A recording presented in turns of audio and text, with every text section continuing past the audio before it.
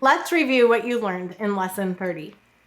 In Lesson 30, you learned that Y says E only in an unstressed syllable at the end of a multisyllable word.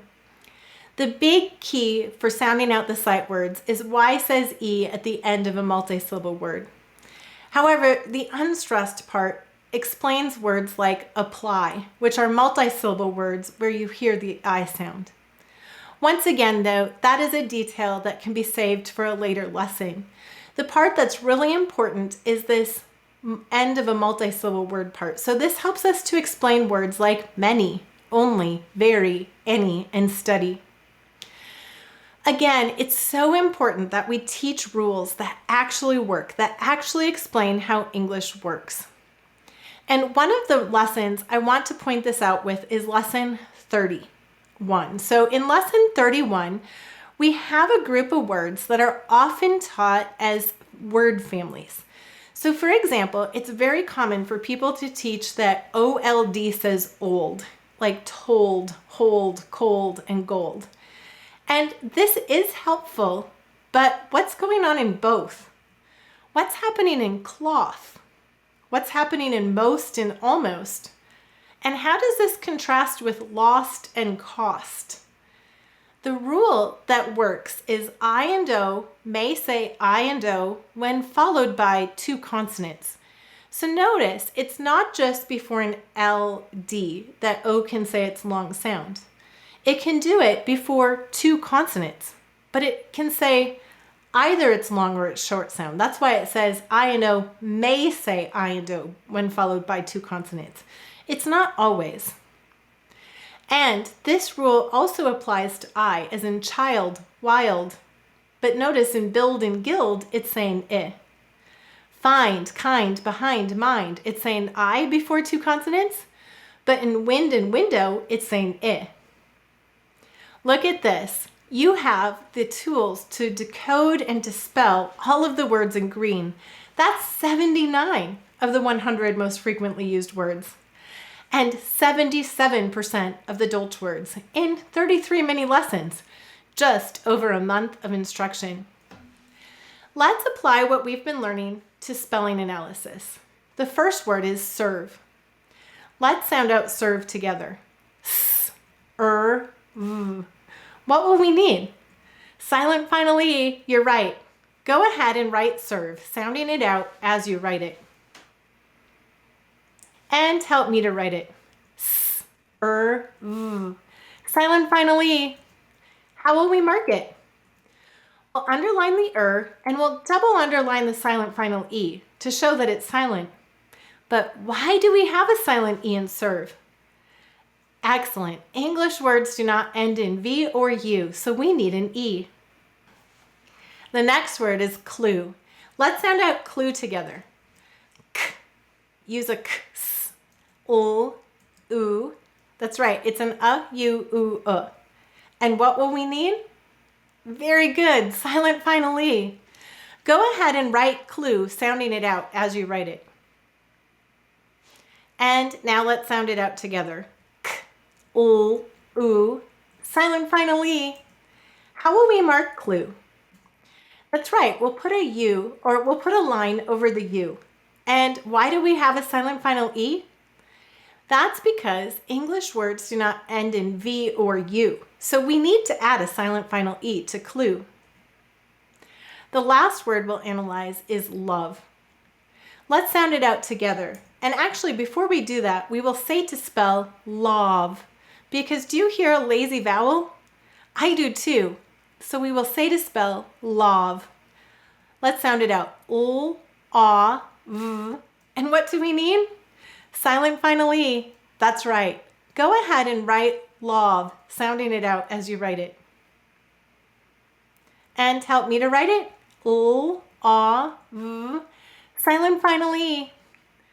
All right, why do we have a silent final E in the word love? That's right, English words do not end in V or U. And why did we use an O to write the sound? You are right, because it's next to a V. O may say next to a W, T, H, M, N, or V. And here it is next to a V. It comes back to that lazy O again. So here we go. This is the word love. We've been learning a lot about English spelling, but now I want to take a turn and ask ourselves, how does the brain learn to read? So when we learn to speak, we are surrounded by language, and whatever language we're surrounded by, we will learn to speak. In fact, the brain is wired to learn to speak. So when babies are listening to the language spoken around them, their brains begin to do something very remarkable. They begin to code the sounds of the language they're hearing. So there's a part of their brain on the back left side where the sounds begin to be coded. And if they're listening to English, they'll code the 45 sounds of English. If they're listening to Italian, they'll code the sounds used in Italian. Or if they're learning Arabic, the sounds of Arabic. Then, after they've coded most of the sounds, they begin to code meanings of words. So, ball. Now, something that's remarkable about this process is that the brain stores the meaning for the word ball in another area for meaning, but it develops a pathway from the sounds ball to the meaning of that word. So the brain is connecting the sounds to the meaning. And that's how we listen and comprehend and access these words for speech too. After the babies code this, then they'll begin to say some of those words. Our brains are wired to learn to speak. It's really an amazing process. But this brings the question, is the brain wired to learn to read? And the answer is no. Surrounding kids with books is not going to teach a child to read in the same way that surrounding kids with spoken language teaches them to speak. So there's something else that's very interesting about the neuroscience of reading, and that is this. In the brain, we now know that speech, the areas that code sound and meaning, are the same starting point for reading. Notice, this is how a strong reader's brain functions. It repurposes the sounds and the meaning areas of the brain, and it adds in 2 additional areas, which we'll talk about in a moment. The brains of struggling readers, though, function very differently. While strong readers are using this language part of their brain, struggling readers are using a front right part of their brain, a totally different part. So it might seem like there's something just biologically different between struggling readers and strong readers. However, we now know that with systematic phonics instruction, you can take a struggling reader and teach them how to read, and their brain will turn into look like that of a strong reader on a functional MRI. So what is going on? How does a strong reader read? And how does the brain learn to read? Well, reading begins as a visual input, and that visual input then activates a part of the brain called the letterbox, or the visual word formation area of the brain. Now, the letterbox is only activated in people who have been taught how to read. The signal then passes to the sounds area of the brain, and then the brain uses its auditory lexicon to recognize the meaning of the word, and the meaning area of the brain is activated. So you see this pathway in strong readers. The key is the letterbox. And what is the letterbox? Well, in people who have never been taught to read, both children and adults, the letterbox is used for facial recognition. And as someone learns to read, facial recognition is displaced to another region of the brain. The letterbox then becomes sensitive to the idea that this shape represents a sound, or a phonogram, a picture of a sound. Something to keep in mind about the letterbox is that since its original purpose in the brain is facial recognition, this part of the brain is the least sensitive to the idea that mirror images are different. That's because this is your mom and this is your mom. You wouldn't want to see them as different people. That means that for emerging readers, these look like they're the same. In fact, we need to train the letterbox part of the brain that mirror images are indeed different. Research shows that the best way to overcome this difficulty with the letterbox is by handwriting. For when students write, they begin to learn and distinguish what it makes a letter, what makes it unique. As they write each letter a little differently each time, and that helps them to figure out what is important, what makes this a particular phonogram. So for example, we have the phonogram n and h. Why are these different? Well, we learn through experience that extender makes them different phonograms. And we learn through experience that these are indeed the same. So learning different shapes of letters is helpful because it helps the brain figure out the importance of a pattern. The brain is so good at complex patterns. For example, a very young child, a toddler or preschooler, can tell you that this is a dog, and this is a dog, and this is a dog, and this is a dog, and this is a dog. Isn't that amazing? These are all dogs.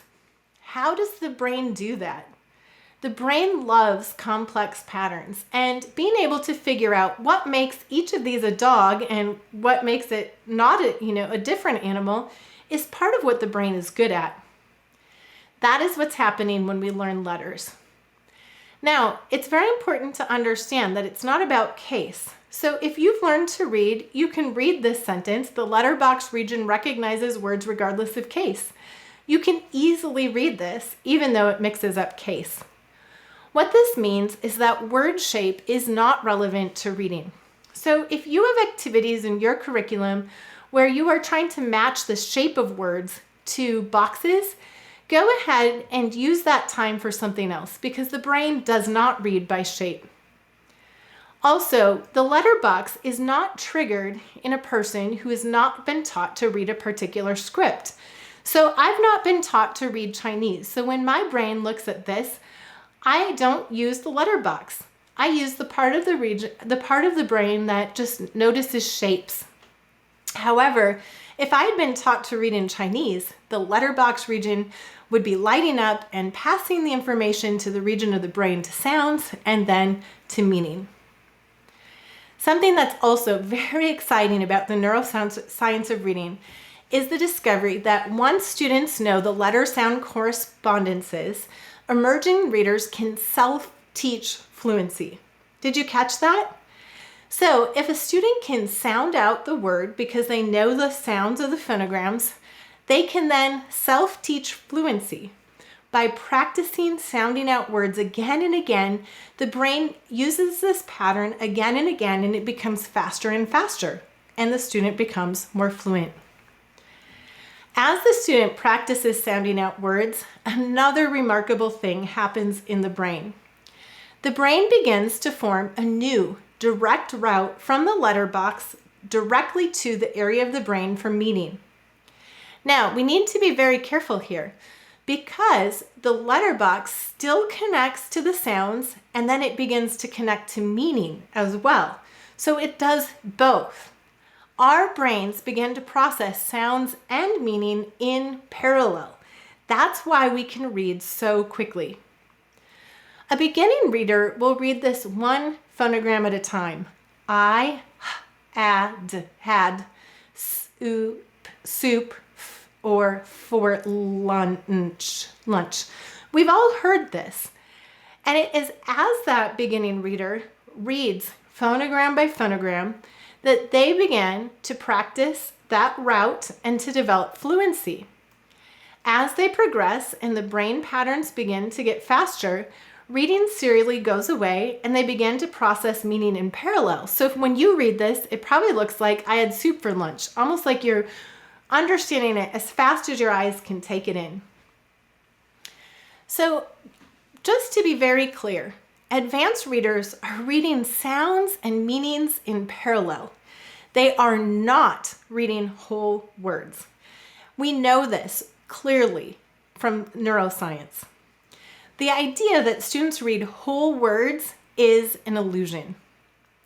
And we also know from neuroscience that it is the systematic teaching of grapheme to phoneme correspondences, so teaching the phonograms and their sounds, that makes the fastest changes in the brain for the brain to become a strong reader. There's a study from Stanford that I think will be helpful to illustrate how we should be teaching reading. At Stanford, they taught two groups of adults how to read in a new language. The first group, they taught them how to map the words to whole words, meaning they taught them sight words.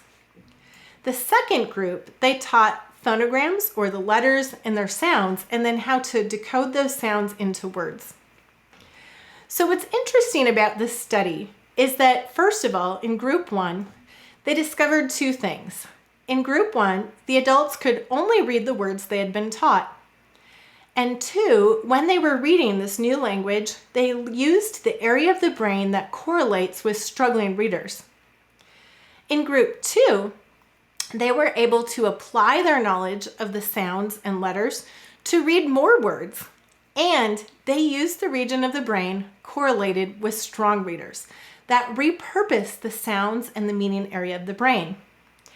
This is exciting research because it shows us truly how the brain learns to read best.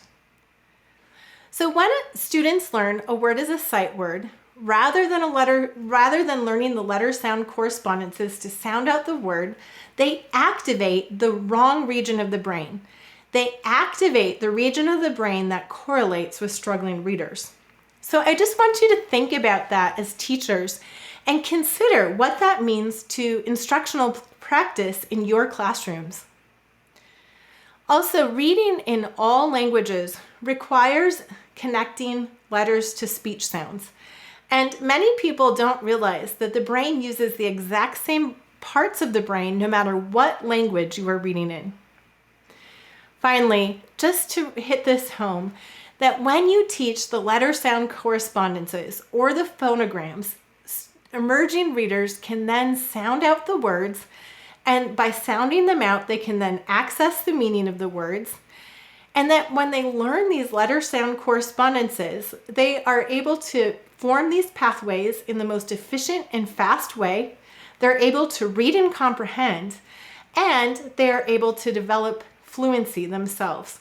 So my big takeaway for you is to encourage your students to sound out words, to keep encouraging them to practice that. Let's bring this information back to the simple view of reading that we learned in part one of the training. Remember, the simple view of reading says our decoding skills times our oral language comprehension skills equals our ability to read and to comprehend. What does this mean in your classrooms? It means to keep working on oral language comprehension. Read aloud to your students. Encourage them to listen to audiobooks. If a student is a struggling reader, have them continue to build their oral language comprehension by listening to grade level texts or to texts even above grade level. Then also strengthen their decoding skills by teaching a complete phonics. Don't teach words, whole words by sight. Instead, teach students how to decode words. This will then lead to the point where students will be able to read and comprehend at the same level that they can listen and comprehend. If you want to learn more about the simple view of reading, I highly recommend the Reading Journal, Volume 1, Issue 2, May and June of 2020. In this journal, you'll find some more in-depth research about the simple view of reading. So you can use sounding out the sight words in two ways. You can teach lesson by lesson or word by word. So let's do this. How do you look up the word for? Well, we would look it up in the index and find that it is taught on page 90. We would then see that it's taught in the green column, and we would go to the All Students section and teach what we find there. We would be teaching that this says or. This would then unlock the ability to read combined with the first sound of A through Z, all of the words in green. How would you look up the word could? We began by looking the word up in the index. In the index, we find it is taught on page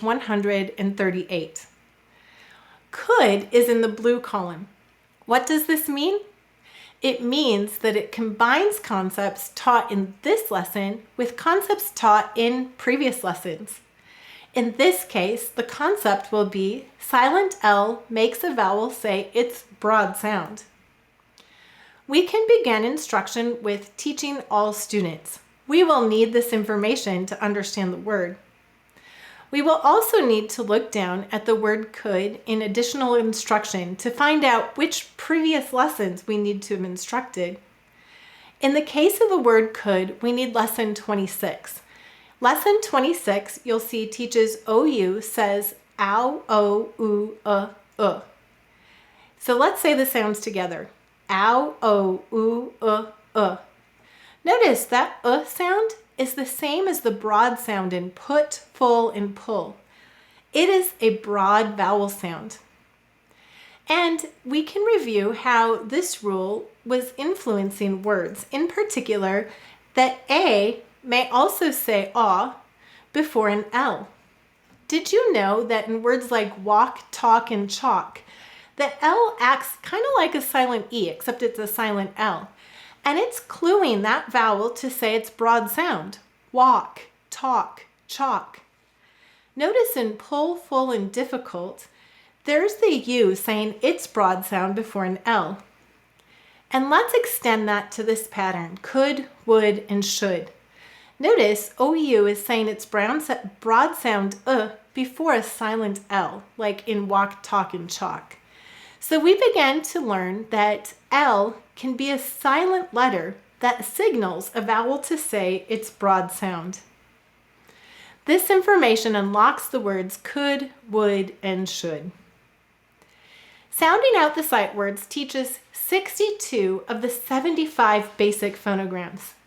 If you want to learn all 75, you will need to read Uncovering the Logic of English, or look at the phonogram and spelling rule reference chart, or check out the phonogram page on our website.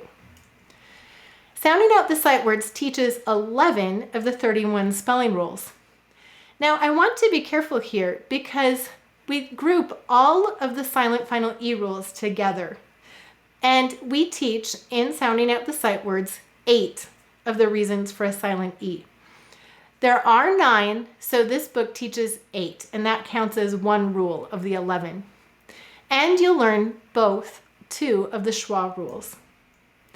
If you were to apply all of the phonograms and spelling rules taught in Sounding Out the Sight Words, you would be able to explain all of the words in green and in blue without any exceptions.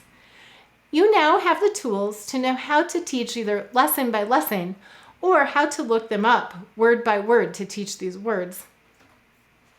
With this information, you can explain 94 of the 100 most frequently used words.